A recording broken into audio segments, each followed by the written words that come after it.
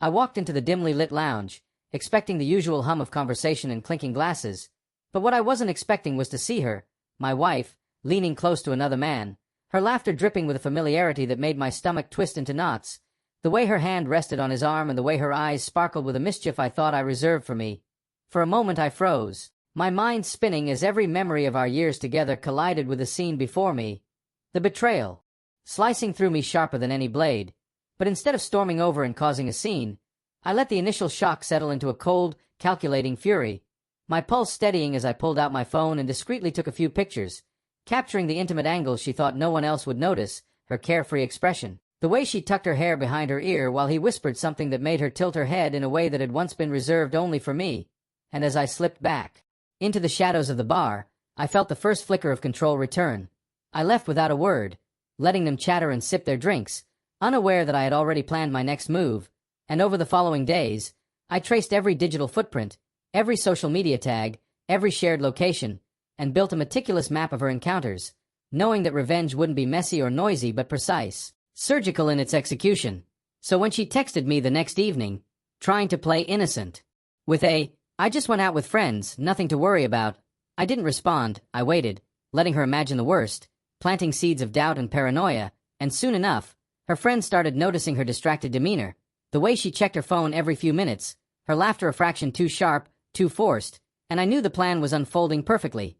The next weekend, I invited her to a romantic dinner, at a place she had always wanted to try, claiming it was a surprise for our anniversary, and she arrived in a dazzling dress, hair perfectly curled, makeup immaculate, completely unaware that I had arranged for the man she had been flirting with to also be there, under a perfectly crafted ruse, a coincidental business dinner, and as the evening progressed, I subtly steered the conversation, allowing her gestures, her laughter, her natural flirtation, to become increasingly visible to him, filming discreetly from across the table, every smirk, every brush of her fingers against his hand, and when the dessert arrived, I feigned a call outside, slipping the live feed onto my tablet, and from a hidden corner, she finally saw herself, the reflection of her own betrayal playing back in real time, her mouth opening in horror, her eyes wide, realizing that I had orchestrated this exposure with surgical precision. Instead of confronting her then and there, I let her stew, watched her stumble through excuses, her voice trembling as she tried to charm her way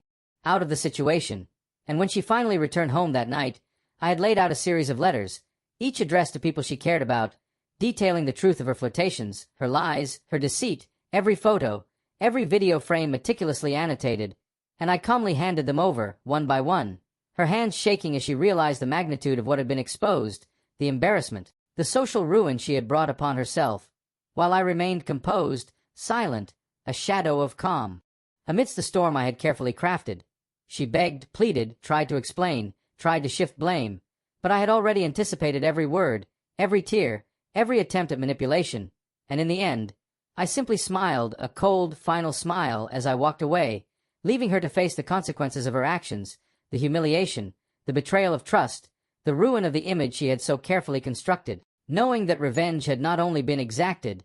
but delivered with a kind of quiet, surgical precision that would linger in her mind far longer than any shouting match could have. And as I stepped out into the night, free from the weight of betrayal, I realized that true power lay not in confrontation but in strategy, in patience, in the perfect orchestration of events that left the guilty with no escape, no defense, only the bitter taste of their own choices, and the echo of their own laughter now turned into a reminder of the very trust they had shattered, a lesson that would haunt her forever. And in that silence, I felt a strange, almost serene satisfaction, knowing that I had not just caught her, not just exposed her, but had allowed her own actions to seal her fate, a fate she had unknowingly written herself.